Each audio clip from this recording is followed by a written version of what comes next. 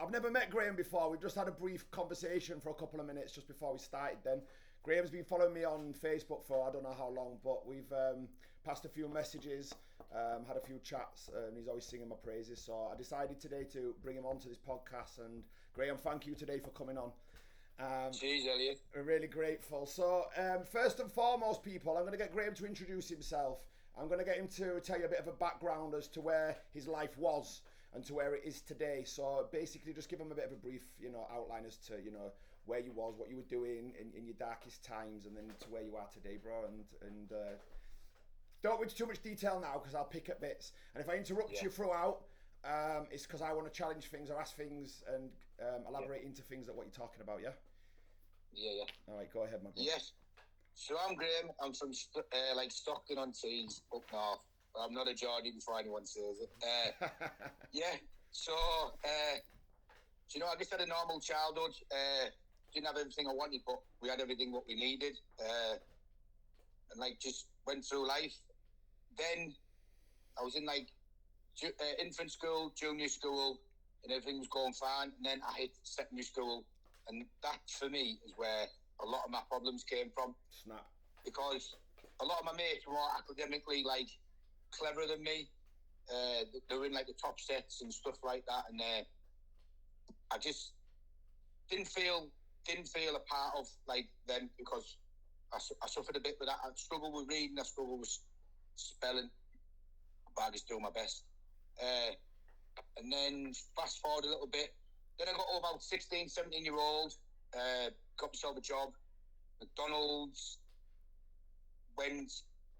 started going out, partying, and then that's when I found the lovely drug ecstasy. And was that just sorry to interrupt you, bro? Was that the first drug you ever tried? Was it? Yeah. I got offered it at a party, but when it happened, there was a big thing all over the press about it. But my ego told me that wouldn't happen to me, and it'd be a really good idea to go and try it. How old are you? How old are you, bro? I'm 40. You're 40, yeah. Just to give people a little bit of an insight to back the era it was. Yeah. So you're talking the 80s, 90s, whenever it was. So I found the rave scene, and I absolutely loved it. And I always remember, the first couple of times I walked in there, everyone drinking water, and I'm like, what's going on here? What's going on here? I don't get it. And then I started asking the question, and someone was like, here, here's a tablet, take that. So I took mine, right, and I was with a lad, and he went, oh, when you taking your other half? I went, other half? I went, I've took the full thing. He went, oh, you're going to be proper off it. And they were strong back then as well, my bro. Oh, yeah, they probably weren't half strong. The ones we were taking was Doves and Mitsies and stuff like that. Yeah, I was prolific for fucking ecstasy pills, man. Yeah. So then I got the realisation of, instead of going out and spending 40, 50 quid on drink, I could just go out, get myself 5 of them. 5 for a tenner back then, wasn't it? At one point, we were getting them for 80 pence. Yeah. I mean, it depends what crowd you're in. I mean, obviously, there was that price if you was reselling them on. No comment. Allegedly. Yeah, allegedly. So then I went through all that, and it was all fun. Do you know, they say that our disease has got 3 stages. Fun stage. So all this for me was all the fun stage. When you say our disease, what do you mean by that, bro? The disease of addiction. I suffer with the disease of addiction. Okay, yeah. Go on, bro. Mine's 2 formed. So I'm like a ex-cocaine addict, and I'm also I can never say ex because I'll always be them things. Yeah, but you're not an active one. I'm not in active addiction. No, I say that I've recovered because what I've actually recovered from is the hopeless state of mind. Yeah. Do you know? Yeah. I haven't got the cravings today. Do you know? I'm not full of self that's going to make me want to go and do all that stuff. And I'm the same, bro. And I always question. I questioned for a long time. I said to my sponsor, why the fuck do I never get cravings? I can go put myself in most environments around most people. I don't know what a craving feels like until, obviously, you know, I do know what they feel like, but I never get them anymore. Like you said, like what you're saying, which is it's great for us really, because fucking hell, it's not a nice feeling, is it? No, just quickly on that one, what you just said there, right? How I found out I was an addict was through sweets. So I started going to a fellowship, and I was like, oh, I'm not an addict. I only use on a weekend. I only drink on a weekend. And he was like, right, do you eat sweets or biscuits? I went, sweets. He went, right, ring me, like, tomorrow night. So I rang him, he said, right, go to the shop and buy a bag of sweets or sweets, what you would eat. So I go to the shop and buys the sweets. Yeah, here we go. An hour ago, we didn't plan that. So he said, go to the shop. So I buy the sweets. So I ring him. Yeah, I bought the sweets. He said, right, eat them. When you finish them, bring me back. So I rings him back. He went, did you eat the full bag? I went, yeah. He went, were you feeling sick? I went, well, yeah, they made me feel a bit sick. He went, yeah, but you carried on eating them, didn't you? I went, yeah. He went, by the way, you're an addict. And I was like, what? So I'm a celebrity. Get me out of here. I'm an addict. Get me out of here. Yeah. Yeah. So then, like, so I've done all that. I've been living. Well, I wouldn't say it was normal, because what is normal? You know, you can't describe it. Like, I would say, like, I was going to work, and everything was all right. And then, so let me just take this back a minute. So we've got you going out in the rave scene. You're taking your pills and stuff. You've taught that you're an ex-cocaine addict. So when did the coke start, and how old was you, bro? When did the coke start? Yeah. Oh. I'd say early 20s. So like 21, 22. So you were quite old then, really, to start experimenting in. This is the second person I've heard this say while I've been doing these podcasts. People are quite old and they try it. I wish I could say the fucking same. Each to their own. Yeah, each to their own. But, right, and this is another thing what I found mad, right? So I'd been offered it a few times before. Yeah. Right, but because someone had said it was a class A. Right. Right, I didn't want to use it. But then MDMA and ecstasy is a class A, but I would use that.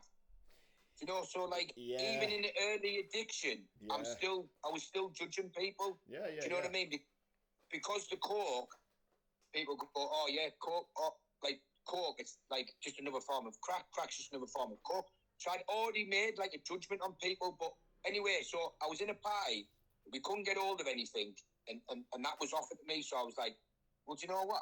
I'll give it a go. And then this is where the fucking black, darkest fucking days.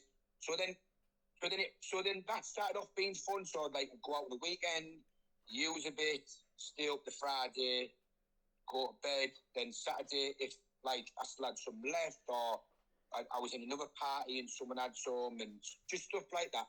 Can I ask you there just quickly? You know, when you was starting with the coke, was you drinking with that as well?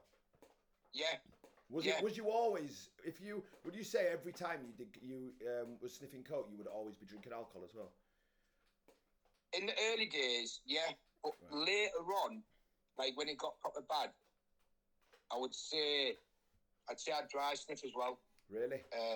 Yeah, I would dry sniff. That's scary, bro. That's something I tried. That is horrible. That is not. That is scary.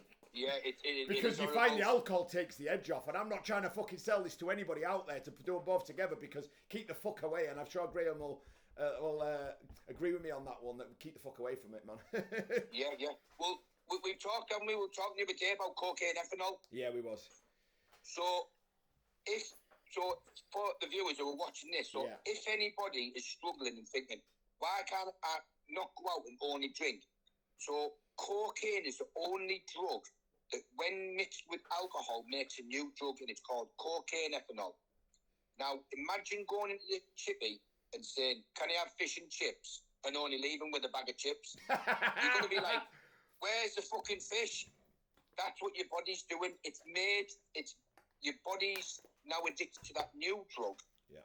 Right? If you are an addict, I know I am. I know I am. I'll always be one, no matter what I do. I can't drink or drugs safely, because every time I try to control it, I don't enjoy it, and every time I enjoy it, I don't control it. So Can I just ask you about that actually? Whilst we're on that, so you've had obviously a long period of taking cocaine. How long, roughly long, do you reckon you was using cocaine before you started to try and stop it? So I started when I was 20, and the first time I ever went and done something about it, I was So I've been with Sean 3 years. Yeah, no, coming up 4 years. He'll kill you. He probably will do now. So probably about 4 to 5 years ago did I realise I had a problem. So 15 year? Yeah, 15 years. So can I ask you, throughout that period, you see, obviously we talk about, and I'll obviously agree with this as well. To start with, it's quite fun, you know. It makes you talkative. It can increase your mood, you know. People use it for different kind of things. I'm not talk about it here, but when you get in a bed with a woman or whatever, yeah. And people use it for confidence. People can function on it. People use it for work. I believe, and from my wide audience of people I talk to, that it soon becomes a downward spiral. You know, you soon start to pick up the dark side of coke, you know, and the paranoia, the psychosis, and that's what I wanted to ask you about. Have you ever had any psychosis or paranoia through taking cocaine? Oh yeah, massively. Do you want to go into maybe one of your darkest stories, where the psychosis took you? And for people that don't know what psychosis is, it's enlightened paranoia, where you believe things in your brain are happening around you, and it could be fucking anything. And I'll let Graeme just endeavour into that a bit. Elaborate into that a bit, should I say? So my I would say my like psychosis and stuff. It wasn't really like as like, I'm not judging anyone else because obviously it's different for different people. Compared to me, if you want, I don't care. It's all on there. Everybody knows mine. Well, no, because just because that's what happened to you, it doesn't mean that like people could be suffering with it and don't know. So mine would be, it'd always be when I'd been like up for like a couple of days and stuff like that, and I'd probably say my darkest time with it was when I had my own pub. Right. So I owned my own pub, and I'd go like 2 days, 3 days. The longest I ever done being awake was 7 days, and I'm telling you what, it was like living hell. Well, I can match that as well. On the 7th day, I had a night attack and almost died in front of my mother. Wow. So yeah, you was lucky, bro. Well, we both was fucking lucky, but yeah. Yeah. We really are lucky, you know. But we're also blessed because. Bless up. Yeah. we're so blessed because we like when I was in addiction, right, and I talked to people. What I found was it was a lot of people with qualifications. Now, I'm not saying that is wrong. That people have been to university and have studied this, but what I need is. Right, it's people like you, Elliot. It's people who've been there, lived it. They've got the T-shirt, and they're like, when you talk to them and you're explaining things, because you don't really want to tell them a lot. Do you know what I mean? Like, and this is what because you feel embarrassed. Because you feel embarrassed. Yeah. Embarrassed. And they can't relate to it because they don't understand what you're talking about. They've read a book. They don't know what it's like to feel paranoid and psychotic. They don't know what it's like to fucking go to sleep on a night and cry yourself to sleep. I'm not going to wake up. Wake up on a morning and wish you didn't fucking wake up. You know? Yeah. When you're having cocaine for breakfast. They don't know what that feels like. Yeah. And I agree with you, bro. You know, I've been in and out with all these centres all my fucking life and they never did fuck all for me. They tried. Mm-hmm. You know, the help was there, but it wasn't for me. No. And I believe that comes with, there can be all the help out in the world. There can be absolutely boatloads of help out in the world, and you can go to this centre, that programme, that group. You will only get sober, right? The only time I got sober and clean when I was that sick of my own bullshit, and I was I was that sick and tired of being sick and tired that I got sick and tired of it. Yeah. I was like, fucking. I thought there's more to fucking life than this. I thought there has to fucking be more to life than this. Like, I am fucking sick. I'm absolutely sick, you know. I never had anything to, you know, in active addiction, you know, I've had pubs, I've had cars, this, I've had loads of stuff. But when I come out of addiction, I had nothing to show for it. Absolutely not a thing. No. In sobriety, right, I've got so much back. I've got an absolute beautiful girl in, right? She's a 10. I'll say that myself. I've got 3 beautiful children who absolutely mean the world to me, right? And I've got peace of mind, and I've got what's the word? Contentment. Yeah. I've massively got contentment back. It's like just before we done this, we were having a chat.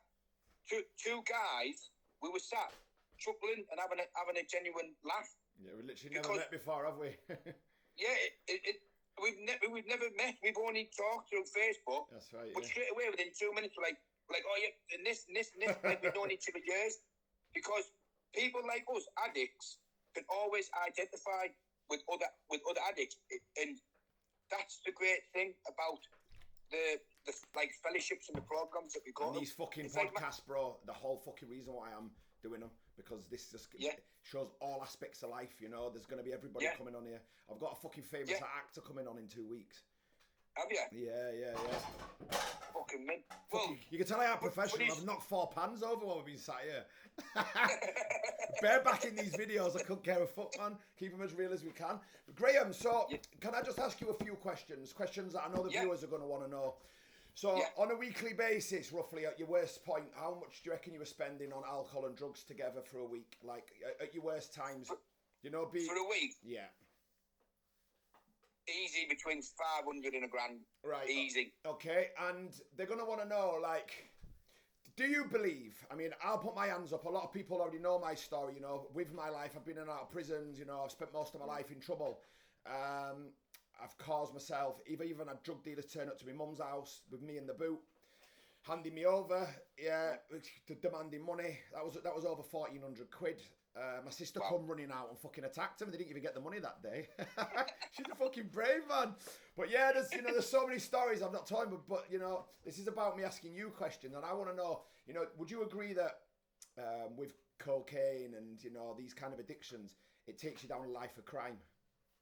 Yeah, massively. Can you go into that, what's happened with you, and, you know, if there's any situations that you've been faced with that, you know, you'd like to share with the audience, that, and just be careful if you say any words that you censor them, bro, use other words as opposed to, you know, what we spoke about before, Yeah, so things that have happened to me in addiction, I spent every weekend in,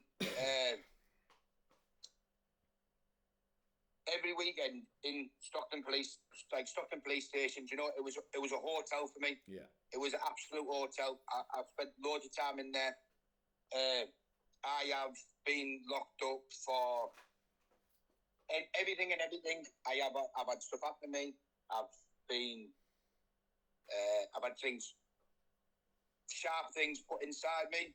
I have had electrical things used on me. Christ, bro. We don't laugh on crime, man. Jesus Christ.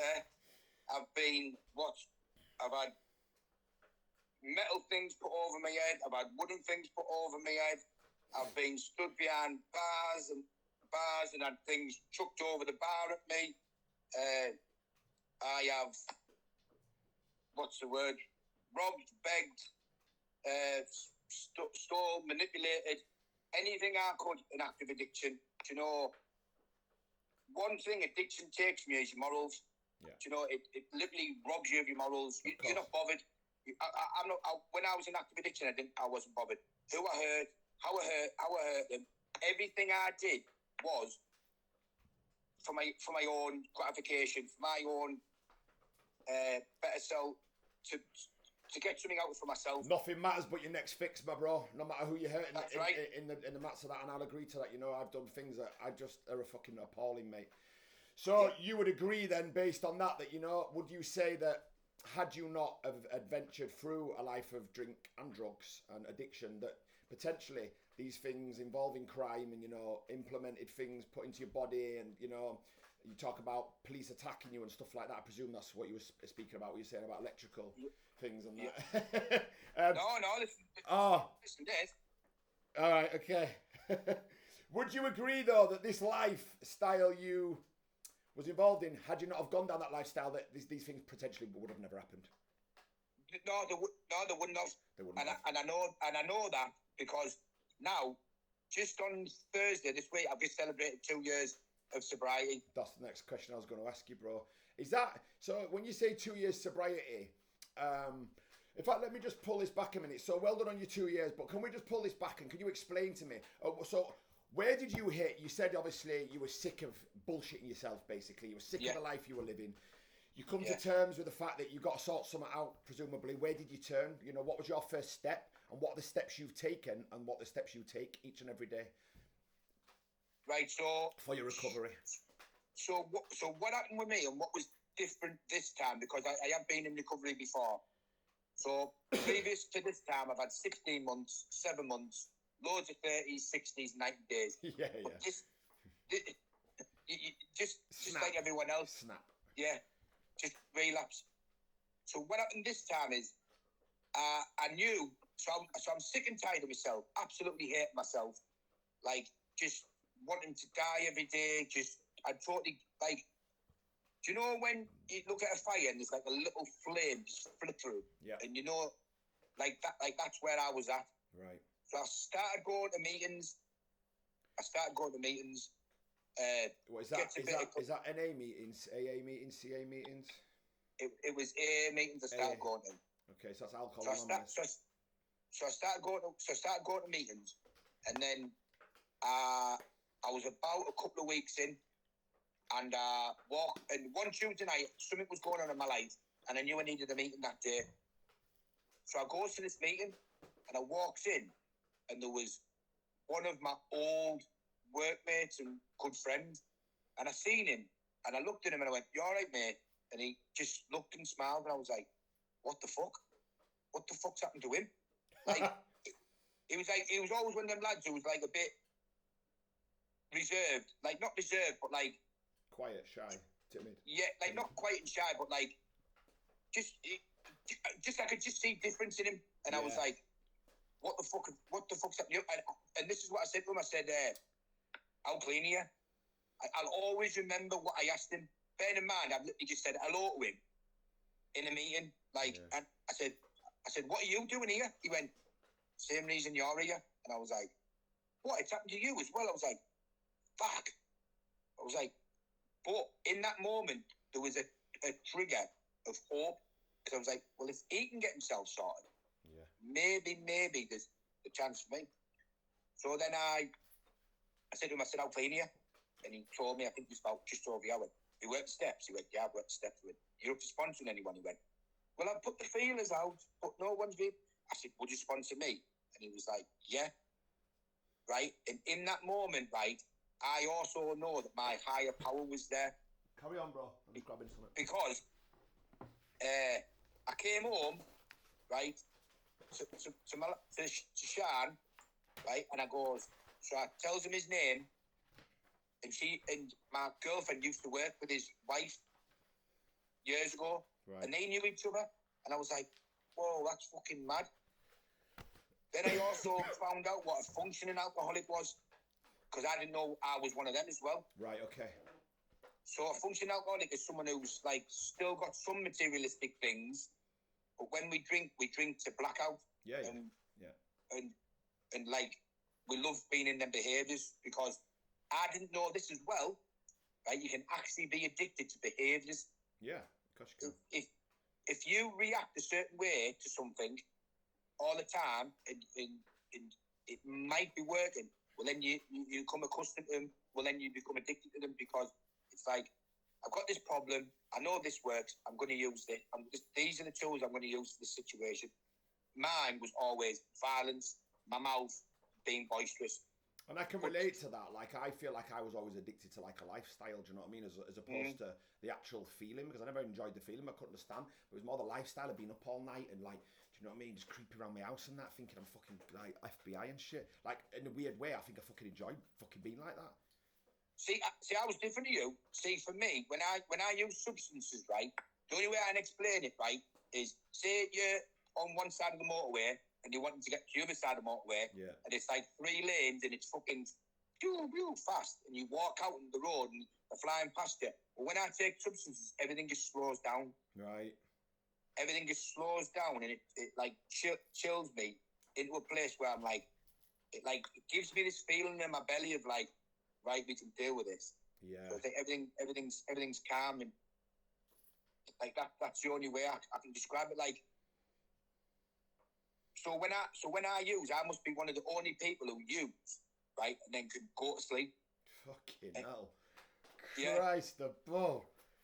Yeah, I used to use, right, drink all drugs, and then be like, right, I'm going to bed, and everyone would be like, eh? I'd be like, yeah, I'm going to bed, or I'd be like, oh, I'm getting a pizza, or I'm going to do this, and they'd be like, you're not normal, Graeme. You're not normal. But this was where, when this started to happen, this was where I realised the drugs had stopped working inside me. All right, okay. Drugs no longer work inside me, so what's the point in taking them? It's like a nut allergy. If you're allergic to nuts, you just wouldn't eat nuts, would you? No. But I try every which way I can to eat the nuts. Do you know what I mean? Yeah. Of course. So just to interrupt you there, so Graeme was talking about a program, and I just want to show you guys this book. This is an A book where you work through steps, and they're all similar through every organisation, through AA, NA, and CA, where they work through a 12-step program. He talked about a sponsor, which is somebody that'll pick you up once you've done so many meetings and help you through these steps. You know, it's there at the end of a phone call, morning and night. Supposed to be anyway, some of them. It depends who you pick. And, you know, this is a program we work through, and I'm currently just going through it my second time with the relapse I had just short of 90 days ago now. So just to get, because a lot of people don't know what these places are, you know what I mean, bro? So just to go around that, obviously we know everything inside out, but obviously the viewers, they don't.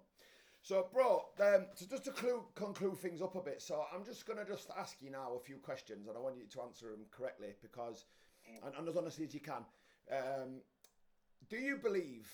These are questions I get thrown at me all the time. Do you believe somebody in recovery from cocaine can still go out drinking alcohol? No, because see, this is a bit of a I've got my personal view on it, right? And then I actually know someone. Give me your personal view. Yeah. So for me personally, the answer is no. Okay. Because for me, alcohol is the biggest drug. The only difference between alcohol and cocaine is it's legal. It was legalized. But here's one thing, right, about alcohol, right? I want to know, right, why the government are doing something about cigarettes and vapes, right? You can walk into any supermarket, right, on any given day, right? You walk in, there'll be a big pallet of lager, case, $9.99, put a pack of fags up behind the counter.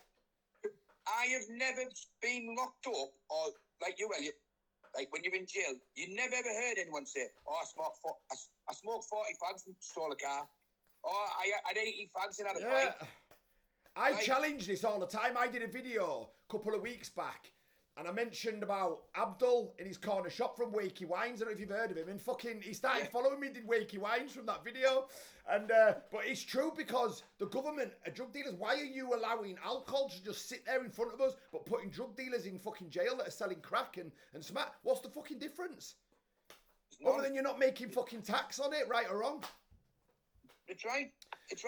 Okay, so... all we are, Elliot, right? All we are... Guinea pigs. Right, and I'll say this now. Yeah. All addicts are is the government's dirty secret. Yeah. They don't want to do nothing about us because we'll never win them votes.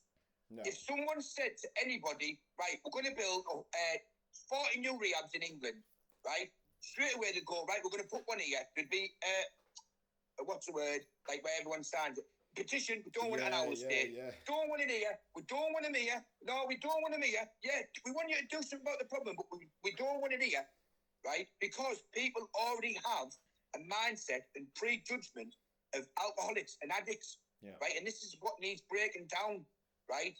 Just remember, when you're looking at someone and judging them, going, oh, look at that smackhead there. That is someone's son or daughter, right, that you're judging there. If that was your son or daughter, you'd want someone to help. Well, there is people out helping them, yourself, Elliot, and myself. Yeah. I recover loudly because, right, I don't want people to sit in silence. Correct. And that's exactly the reason I do it. Yeah, exactly. I agree with you. That Next question. I agree with you, Graeme, completely. And I know we've got similar morals, which is why I asked if you could come on here today because there's, in the politest possible way to a lot of people that do come forward and ask if they can come on. I don't agree with some of the ways, and I want to demonstrate through this channel, the ways what I believe in, and people to back that up with me. So another question. So there's a lot, and I get a lot of messages on a daily basis. Probably 100, 150 messages most days. A lot of people talk about. Let me just shut this dog up a minute. A lot of people, fucking professionally. Archie, can you get the dog to be quiet, please? A lot of people talk about the fact of they don't take A-class drugs anymore. And they come to me and they say, how do you feel that I'm now doing this? And they're smoking weed each and every day, all day long. Or they're smoking weed recreation on an evening or a thing, but they're not taking the A-class drugs anymore. Can you see a problem? Can you identify a problem there, or do you think that's all right? See, for me, it's a problem. All you've done is you've substituted one addiction for another addiction. Yeah, and as much as, bro, I'll put my hands up, maybe it's maybe not quite as expensive. It's maybe not quite, you're not going to die of a heart attack straight away from smoking weed, if ever. But all the same, it creates the mental health problems, doesn't it? And you're still a drug addict. Are you not? Yeah. A lot of people come with the talk, it's a plant, it grows naturally. It ain't a fucking natural fucking plant. If natural means nature, you ain't fucking going and getting your weed from the fucking fields outside. You're buying that off someone that's got it on his fucking loft, that's sprayed it with all sorts, and it's full of chemicals, right or wrong? Yeah, that's right. And then we have these people that come and they say to us, but what about medical cannabis? It helps us. Yes, there's good properties with medical cannabis. It's not what we're talking about. I'm talking about you was on A-class drugs. You come down off the A-class drugs. You're now still on a C. Is it C-class drug now or B? It's B. I think it's B, innit? Yeah, you're now on a B-class drug. Do you know what I mean? That's gone up because it was C when I was a kid. It's gone up to a B for a fucking reason, bro. And I am one of these people, and I believe not that it will ever happen. I think all drugs should just be legalised. You'll get the best quality available from the fucking government of everything, and let people make their own fucking choices. See, here's another thing. I totally back that. Yeah. Right, because and we've also talked about this, haven't we, Elliot? Yeah, we have. Right, so I went to a place. Can't remember how long ago it was, and the guy knew me. He was like, "Hey, G, come upstairs and have a look at this."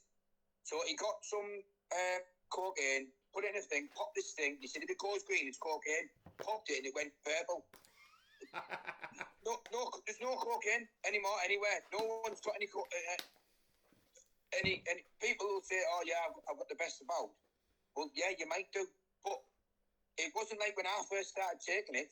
When I first started taking cocaine, right, you'd go out on a weekend, you'd buy what you'd buy, you'd have it, you'd have your party, go to bed. No, you're not fucking crying in the bath on a Tuesday night. Because it's full of shite, rat poison and stuff. I mean, we joked about it a couple of weeks ago, didn't we? Yeah. Oh, we are. I've also seen the test, bro. I worked in a rehabilitation centre, seen tests coming in. There was cement in it and shit coming back. Yeah. But anything in it, like what we said before, isn't it? Salt looks like sugar. Yeah. And at the end of the day, the criminals they don't give a fucking shit about the customers. They don't care about your health. They just care about their money and going on to their families and living their lavish lifestyles. And you know what I mean? In like the politest possible way, I ain't got no problems against drug dealers, like I've just explained then, the fucking government are fucking drug dealers. Someone's gonna fucking do it, But at the end of the day, they ain't got no care towards drug addicts. Why should they? Do you know what I mean? They don't give a fuck. And that's something what people have got to be really prepared and vigilant about, because you don't know what you're putting up your nose. White powder, like you say, salt and sugar very much do look the same. So, Graeme, let's try wrap this up now. So, you've now got 2 years clean. I want you just to tell me, from us going clean and sober, it's not just us that benefit from that, is it, bro? Everybody around us, and I'm sure, like, your family around you now, they feel like they've got their son back, brother back, dad back, boyfriend back, It's a journey for everybody, innit, at the end of the day. And we dragged our loved ones through it, My sympathy always goes out to every struggling addict, but people along the same side as well that are watching their loved ones effectively commit suicide, bro, because it's horrific, It is fucking horrific, and I can't bear to imagine what it's like just sitting there watching somebody, because my mum used to just cry and cry and cry. The amount of fucking, like, girlfriends I have had that fucking just drop like flies. I were in Swansea seeing a bird, and fucking, I hope you shouldn't fucking see this, but I was in Swansea seeing a bird for 3 months. She fucking, I used to wait till she went to sleep, go like that. She woke up one night, she tried touching me, and I'm like that, fuck that, man. I ain't fucking get, do you know what I mean? Not for me, bro. I ain't having pum-pum, man, when I'm off my head. She touched me, I flinched, she goes, what's the matter with you? She looked at my face, I was doing fucking all them faces. Oh my God, what have you done? And I tried to blag her that it was my fucking, I think I was on omeprazole at that point. She googled omeprazole, it's fucking for heartburn. You've taken cocaine, she was in the middle of the valley, you need to go. I was para, bro, I didn't want to leave the house. I'd come there on a train, it was in the middle of lockdown, to get my mum to come pick me up, bro, through the night. It took a 6 hour. So that was the end of that one. So I won't say a name on here, but I do apologise, love, if you ever see this. But anyway, on to the next. So Graeme, I'm really grateful for you coming on today. And what do you think the future holds for you then, bro? You know, it's the sky's the limit, I presume. Yeah, well, just quickly, just to go back what we're going over there about families and that, you know. Yeah. Sha, my partner, honestly, she deserves a medal, right? Yeah. She really does deserve a medal. Yeah. You know, she stuck by me through thick and thin, you know, and she's a best looking woman in the world. Like, I'll say that. She's a beautiful mother, our children, you know, and just everything. I've got three beautiful children. I've got a name tattooed there on my head. That's a hard cheese, man. We could be fucking twins, me and you. Fucking hell.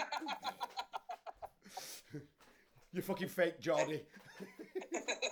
Shut up. Why I petal? It's brilliant, bro. You know, absolutely credit to her, man, because, you know, it's a hard thing to sit and watch. And presumably she's seen you through your darkest days, and now at your best day. I take my hat off to her, bro, man. She must be a strong woman. Yeah. She's very strong, massively strong woman. Can I just ask you? Sorry, bro, go on. Yes, and like my children as well. So when I first come into recovery, I thought my life's going to be boring. That's what I thought. I thought I can't drink, I can't drug. Like, my life's going to be boring. Do you know what? How fucking wrong I was. I mean, look at this. Saturday night, I've been at work all day. I've come in, I've had my tea, and I'm sat doing this for you. And this is the reason why I do it, because I've got that much passion for the program. I've got that much passion for recovery. Honestly, if I can do it, then so can anybody else. Honestly, it's a simple program for open-minded people. It really is. All we do is we work the steps, go to meetings, speak to our sponsor, and try to help the still suffering alcoholic. That's an addict. That's all we do. And just everything in my life has totally went like a total 180. I mean, how mad's this? I was in a meeting one night, got talking to a lad who's now one of my good pals, right? I'm massive on music. I love Oasis and I love Kasabian. I like Oasis. I'm going to see him. I'm going to see him in August. Are they touring, are they? Muddyfield. Yeah. Oh, I didn't know that. I'll have to look into that, see if there's anywhere near me. I do like them as well. It's good music, bro. Can't listen to all that fast shit no more, man. Yeah? I can't listen to all that mad shit that gets you fucking, you know what I mean? It's no good, bro. See, I love my music. So I got talking to this lad. So anyway, we started connecting over tunes, over music. Oasis, Kasabian, Oasis. That same bloke not only took me to meet one of my heroes, right? I've met him again, and we're going to see him again. So if you're thinking that this program you're coming into to be boring, right? What I would say is get into it, get right into the middle, like what we have. Do you know what I mean? Just get into it, give it some time, and believe you me, like what you were saying there about your partners, children. So everyone in my family now knows that I was never a bad person trying to do good things. I was a sick person trying to get well. Well, today I am well. And they can all see that. Do I still have problems on a day? Yeah, I do. Are they on a daily basis? Hardly ever. Do I react to the same situations that I used to have before in the same way? No, I fucking don't, because I've got a toolbox. For real. Got a toolbox, haven't we? And that's what we've got to dig into. Yeah. We've got to dig into that. And that's what keeps us where we're at. It does, bro, and you know, I obviously I know exactly what you're talking about, bro, and you know, and I understand completely, and it's one of the hardest challenges I've ever faced in my life. And you know, like what you were saying earlier, I used to fucking, when I first started going to these meetings, I was going off my fucking head. I was doing it to please other people. I would go in, I would get in the toilet, coming back, sitting like that, thinking, fuck, they're all gonna know. But it soon become apparent, even still, you know, I was still sitting there, and my subconscious, I was still learning. you know. And I started listening, and eventually then I thought, fuck, I can actually fucking do this, you know. And then like what you said, I started getting weeks clean, then I fall back, then you know, and then I get a month clean, then I fall back, then I get a few months clean, you know, and there you go, bro. You know, it's just practice makes perfect. You don't learn to ride a bike, you know, on the first day. You put stabilizers on, and you take them off, and you wobble, you know, and it's practice makes perfect, right or wrong. That's right. I've got to say, every master was a beginner once. Yeah. Right, and that's right. You know, to become to well, I wouldn't say it's master this, because we're not mastering it. What we're doing is working. We're living. Yeah, we're working. Work. Yeah, do you know what I mean? Like, yeah. I will never say that I will, like, not go to meetings and not do the things that I do on a daily basis, because I'm always going to do that, because so now I don't have, so drinking drugs were a solution to a problem. I'd have the problem, I'd put the drinking drugs in and push all the feelings down. Now it's about pushing myself forward, about bettering myself in little steps daily. Do you know what I mean? And my life is just progressing and progressing and progressing and progressing. And you know, all I'm trying to be is better than the person I was yesterday. Exactly. One day. Do you know what I mean? If I get it wrong, I will apologise. Yeah. Am I honest? Yeah. Am I willing to do this? Yeah. Am I open-minded to it? Yes, I am. And if I'm all them things, then I can do what I need to do. I know, and like, I mean, I once heard this shared at a meeting, and somebody was saying about, I couldn't fucking believe it. Like, all my life, I was sat and I used to look for opportunities. I've seen this fucking old granny, and I know she was going to get off at the stop where I do, because I've seen her before, and the fucking purse rang in right out of her pocket, and I thought to myself, I'm going to fucking grab that. I'm just going to go behind her and going to pull it.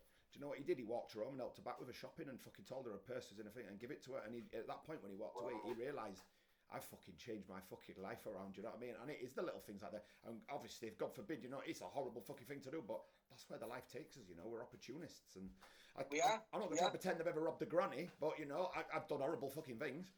And I mean, potentially I could have robbed grannies, you know. I was massive fraudster back in my day, bro. And who fucking knows? Who are fucking robbed innocent people, you know? And it doesn't discriminate, this disease, man.